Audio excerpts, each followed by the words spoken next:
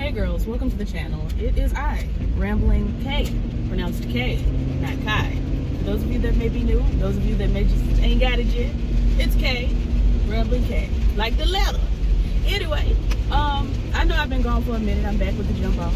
I watched that KailahLaine, Sinead O'Connor, Vanessa Williams, Michelle Williams, Robin Williams, Perry Jr. movie last night, or night before last, couple nights ago, I don't even know.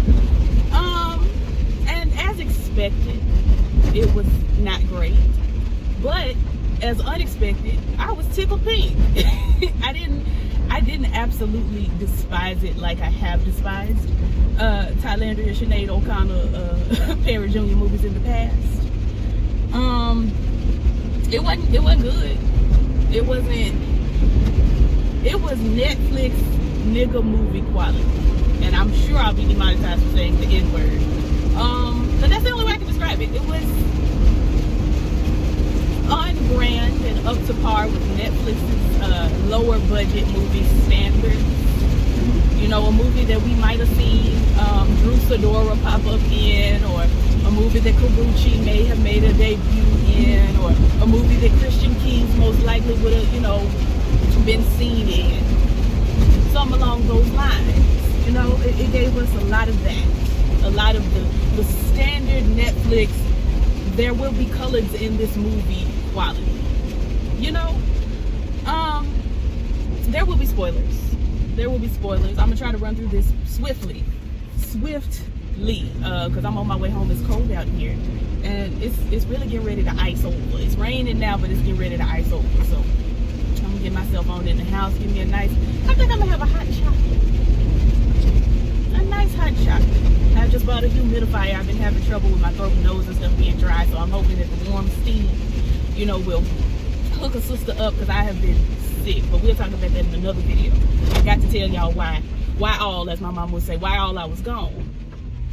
But anyway, let's talk about this Tyler Perry movie, A Fall from Grace. Now, before even watching the movie, when I heard about there was going to be a new Tyler Perry movie coming out, I didn't know where it was coming, Netflix. I didn't know if it was a Oprah Winfrey ensemble or a BET ensemble. I didn't know. I just heard there was a new Tyler Perry movie coming out, and they said the name of the movie is A Fall from Grace.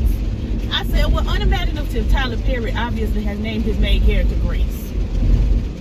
Like, the first thing popped in my head when I heard the title, A Fall from Grace, I said, okay, so the main character's name is Grace. And what else? Because Tyler Perry, he lacks the imagination to name a character something that ain't got nothing to do with Grace.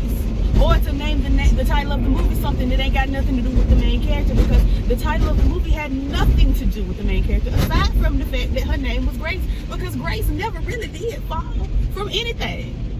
The way he portrayed Grace was just, honey, so happy to be in love, so happy to have had a man. Grace didn't really fall, because what was she up on? You can't fall unless you're standing up. I mean, you can slide out a chair, but that's a slide. A slide. Grace didn't really, her socioeconomic level didn't drop. There was nothing in the movie that said, oh, Grace really done fell off from where she was. Hate that for Grace. That never occurred to me. It was just like, oh, Grace is a Tyler Perry character. Because that type of woman I'm sure she exists somewhere, but the only time I ever see that woman, the Grace character, is in a Tyler Perry movie. So I'm looking at the movie thinking, yeah, this a Tyler Perry movie. This Grace. Like, it didn't give me anything outside of the box. The plot, like I said, there are spoilers, so if you don't want to hear what happens in the movie, do go on. Come back and see me on another video, or come back and see me after a while. Why is y'all stopping at the green light? Beyonce said you got the green light, ha ha ha ha. So if you want to, now you crossing the street with all this carrying on. Why you got all these shrubs in your back, in your trailer? Got me about to miss the light, because you want to be ignorant. Now anyway, so Grace. The movie starts off, first thing we see is a heifer that looked almost identical to Crystal Fox, but it wasn't Crystal Fox. It was the woman who was playing the lawyer. Now, Crystal Fox plays Grace. I don't know this other lady's name, but she plays Jasmine, the lawyer. And then she got a light-skinned husband, and the light-skinned husband is just so good for her. And he protects her and keeps her, like the Lord. Because, in Tyler Perry's mind, Jesus is light-skinned. I forgot to mention, the very first scene we saw was the husband, who we didn't know at the time was the husband, trying to talk this white lady from jumping off a building. The white lady jumps anyway. Next thing we see, the husband go home and he climbs into bed with who I thought was Crystal Fox. I said, all right, so she already had a man. But it wasn't Crystal Fox, it was the other heifer. And I say heifer endearingly. I know some of y'all might be new, popping over to see other people's opinions on the movie. Heifer is a term of endearment, a lot of the time coming from me. So lady who played Jasmine, I love you. I don't know you. You did all right. You did pretty good. Another thing, Tyler Perry has used the name Jasmine several times over. Anyway, so Jasmine goes over to work. Her boss is Tyler Perry in a wig, you know, a WEEG, a wig. Because if it looks good, it's a wig. If it looks bad, it's a wig. It's a, you know, WEEG. And Tyler Perry was in a WEEG. It looked like a Brillo pad sitting atop his head. Like, I really, you know, wanted to take him on into the kitchen and scrub the pots and pans, but I didn't, out of respect, you know. But Tyler Perry is her boss. His name is Roy, and he's a dick. Basically, he tells her that, you know, because she on her way to work, she hears all about the Grace all in the news on the radio. She don't listen to music, I guess. She just listens to talk radio, and they talking all about Grace done killed her husband and she going to jail. That's all they saying on the radio. So she get to work, and the boss, Roy Perry Jr. says, this your case, you taking on Grace. She said she guilty. She said she want to take the plea. So go on and have her sign the paper and turn it on in with the DA, and we'll wrap it on up. For some reason, Jasmine don't want to do that. I'm like, girl, you getting a check to have a heifer sign a paper? Like, you getting a check to give a heifer a piece of paper and a pen and have her write her name? Like, easy money. She didn't want to do it. She tried to put up a fight. For some reason, her co-worker, who I thought the girl was Raven Goodwin at first, but she a little different looking than Raven Goodwin. But I was like, is that Raven Goodwin? No, it ain't Raven Goodwin. And some other man who had a lot of fever, he was giving homosexual anger. I don't know why you got the job. Like, I was like, girl, because Roy told her to. Y'all heard, the door was open, y'all heard her saying she didn't want the job, and you trying to give her a little spice. Just ignorant. Anyway, long story short, she go on down to the jail, and she talks with Grace. And Grace comes in, her wig is disheveled, honey. Her wig, WEEG, is disheveled. She looked like she don't know what to do with herself, and she got an attitude. And Jasmine is like, I want to help you. Do you want to take the plea? And she was like, yeah, I want to take the plea. I want to be moved to a closer jail to my son. He just got married, had a baby and everything. I want to be able to see them after a while. But she gives Jasmine some fever, and Jasmine takes that and says she was gentle. I was like, no, she wasn't, but okay. She goes on to her husband and says she was gentle, and I want to fight for her, and I want to figure out how we can fix this, and blah, blah, blah. So now, you know, Jasmine is on the case. She goes round to Grace's friend's house, Sarah. Sarah's played by Felicia Rashad. I don't know how Tyler Perry keeps roping in the people that I truly enjoy. Crystal Fox, Felicia Rashad, Cicely Tyson, to play these lackluster characters. Lackluster. Well, whatever. Sarah's character was the most lustrous of all the characters. Jasmine goes over to Sarah's house, honey, and is trying to get some information. Hey, what's going on? What happened with Grace? You know, we want to get her off. We see Cicely Tyson flittering around like a field mouse in a flat house, because you know field mice, they love to be in them houses that are low down to the ground. She running around, honey, peeking around corners, upstairs looking at the window, and then Jasmine come in and she running around the downstairs looking, honey, with this yakking in her head, child, trying to give you my grandmother with Cherokee hair. She running flittering, honey, flittering. But anyway, Jasmine asked Sarah some details, and Sarah says, well, I just feel so bad, you know, all this was going on, and I'm trying to help her, Lord. I don't want my friend to go to jail. She good. Now, I forgot to tell you why she going to jail, which is the plot of the other Tyler Perry movie, Medea's Witness Protection, with Eugene Levy, where somebody is done stole money. The very same plot, Tyler Perry. It wasn't lost on me. It was not lost on me. I saw it. You said, I'm going to take witness protection and make it about black people this time. With a little murder plot twist. Like, girl, I saw it. Anyway, so what didn't make sense about that is that Grace worked at a bank and she had an office job, honey, at the bank. She wasn't just a teller. She was in one of the offices. Now, it's been alleged that she done stole oodles and oodles of money, and they got all this evidence against her, and she fired, and pack your bags and get out of here. Get out of here, stealing our money. Well, wasn't a police officer to be found. Y'all done compiled and comprised all of this evidence that said Grace done stole this money, but y'all ain't called the police to meet her, to escort her out the building and down to the jail at the bank. Tyler Perry Jr. It wore me out. If you steal $12 from the bank, they calling the police. This heifer done got accused of stealing all this, and it's documented here, and it's notarized here, and here go the address to this notary. It's 2989 Sycamore Lane, honey, and we know for sure you stole the money because your e-signature is here, and blah, blah, blah, blah. But the police wasn't here. Grace had to wake up early the next morning and call the police. Tyler Perry. Tyler. I see you, heifer. Now, this heifer is not a heifer of endearment. This heifer is a heifer of, I see you. This is more Dionne Warwick on The Apprentice. I got your number, hussy. That's really what that was. Is it 5 something already? My mama home. She pull it in, I pull it in. It must be 5 o'clock. I've been out for a long time, Jesus. I just ran to my granddaddy's in the store. Anyway, long story short, child, Grace had done married this man, and this man done stole all this money from the bank, but for some reason the bank didn't call the police. They just told Grace to get out of here, get your things and leave. Okay. So Grace gets home and she talking to Sarah and trying to figure out, Lord, who done stole this money? How the money done got stole? What's going on? And her husband comes in, and now I forgot to mention that Mehcad Brooks has on this wig, this WEEG. I forgot to mention he was a photographer and he done whisked her off her feet, blah, blah, blah, I don't care.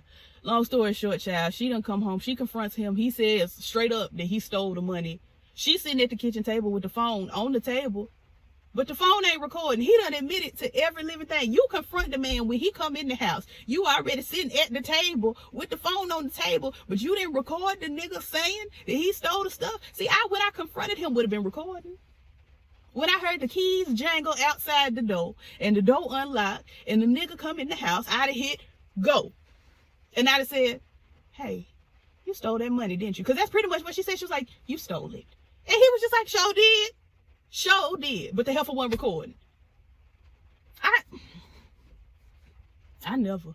Long story short, he ended up being verbally abusive towards her. I don't remember if he hit her. I don't think he did, but he was verbally abusive towards her, stole all her things, was sleeping with another heifer in her bed. And, as Tyler Perry does in every single one of his projects, we saw Naked Man behind.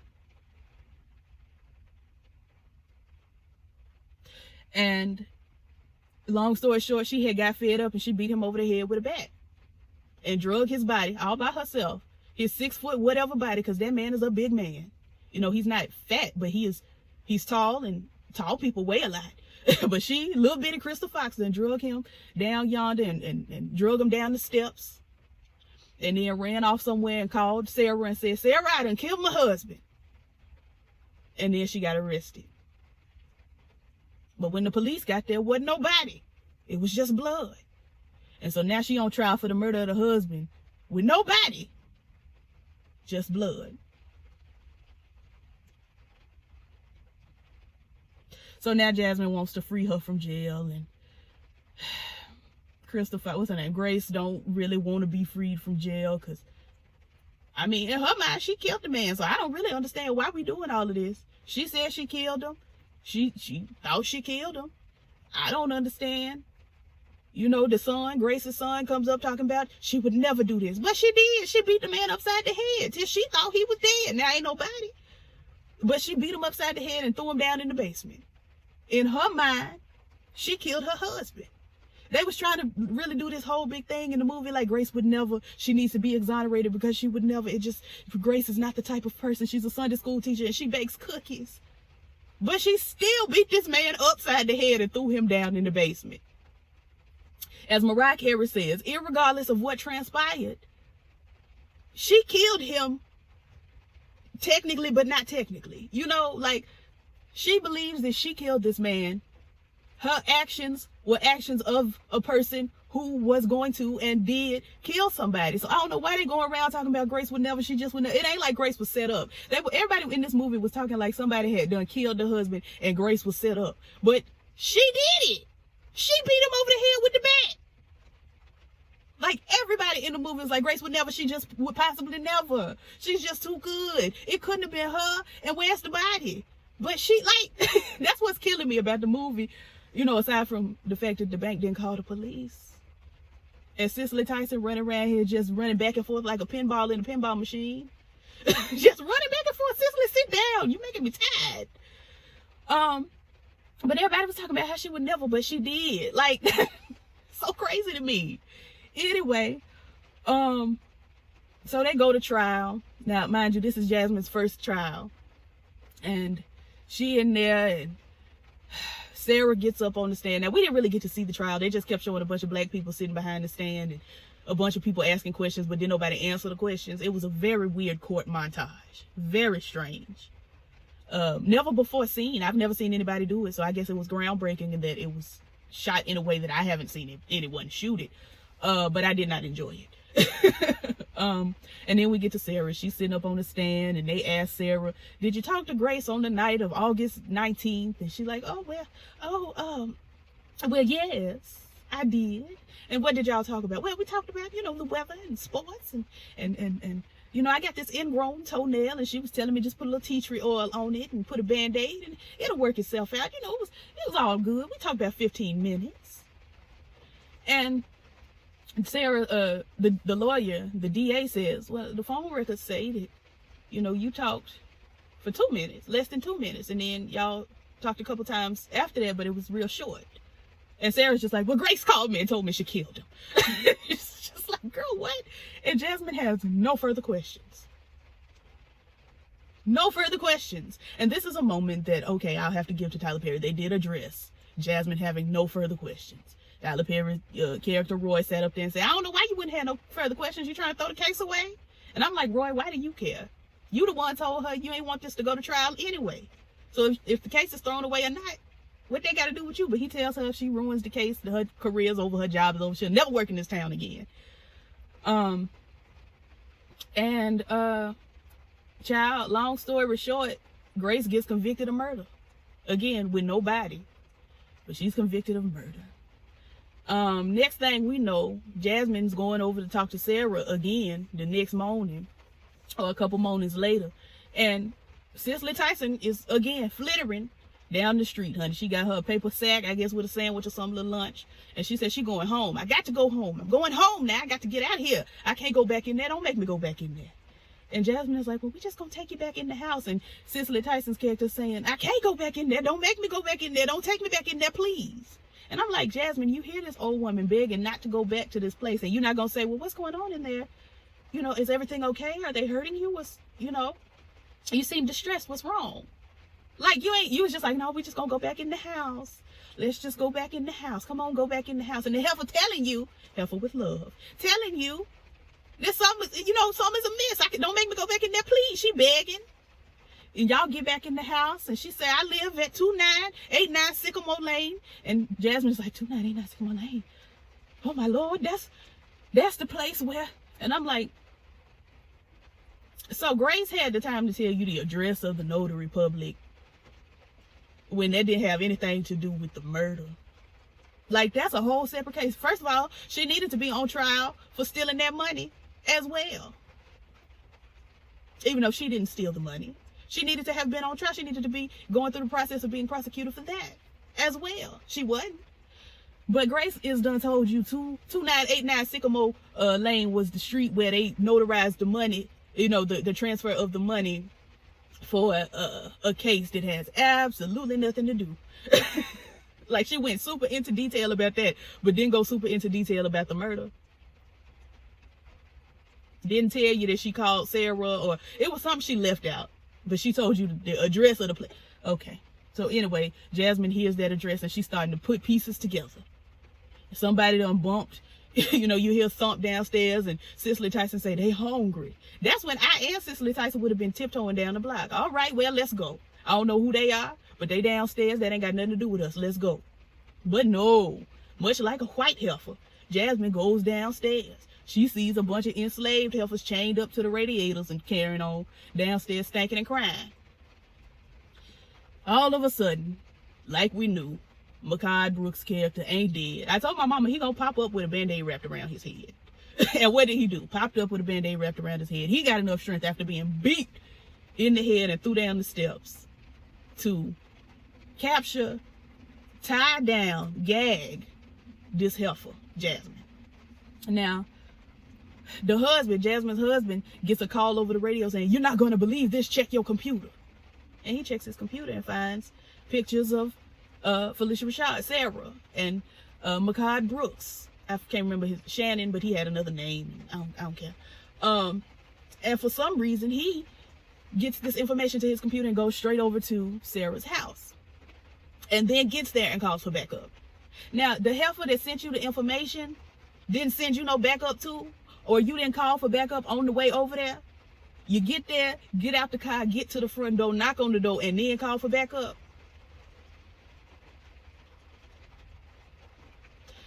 So when he knocks on the door, Sarah opens the door, says, "Hey, is my wife here?" She says, "No, I ain't seen your wife. Who is your wife?" Would have been my question. Who is your wife? Now, I don't know. I've never met you. You a police officer. Do you have a warrant? You can't come in without a warrant, is what she says. So he calls his wife. The phone's sitting on the kitchen table. It rings. He busts in the house, honey, tore the door to shreds, and he running all through there. He done handcuffed Sarah, and then he go downstairs. And they have a tete-a-tete, and he fighting on down with Mehcad Brooks, and this heifer stands up. Now she's tied bound to a chair, but she just stands up and frees herself and grabs the gun, shoots Mehcad all in his chest. I don't remember if he transitioned to glory or not. I don't remember. Well, not glory, but transition to hell. I don't remember if he died or not. I really didn't at this point care. But Phylicia Rashad's character done run off, honey. She ran off on the plug twice like Plies. She gone. And, they escort the women out the house. We find out that they was keeping a bunch of elderly women's in the house and holding them hostage for their Social Security money. And blah, blah, blah, blah, blah, child. Blah, blah, blah. Somehow this related to the old white heifer that jumped off the building at the beginning of the movie. And somehow Jasmine had been having flashbacks that she was not privy to. She wasn't there to see them, but she was having these flashbacks. It was just crazy. Just absolutely ridiculous. And in the end, Grace has gotten free. So really, again, where was this fall? This fall from Grace? Where was it? She's free and she walking out the courthouse. Her son just won't stop kissing her on the cheek. That was getting on my nerves. That was really getting on my nerves. He kissed her on the cheek like 17 times while they was trying to walk to the car. The paparazzi all around him, surrounding her. How does it feel to be free? I'm like, girl, stop. Stop this. It was getting on my nerves. It really was. And Sarah had done got away. Last thing we see is her, I guess, applying to be a home health aide or a nurse or somebody down to some rich old lady house. So she up to her old shenanigans. If I forgot something, I didn't care about it. That was the movie, child. It was a mess. Just a mess. Anyway, girls, thank you for clicking on the video. Thank you for subscribing. And thank you to those who will subscribe. And like the video, comment, tell me how y'all felt about the movie. And I'll call y'all later for another something after a while. Peace.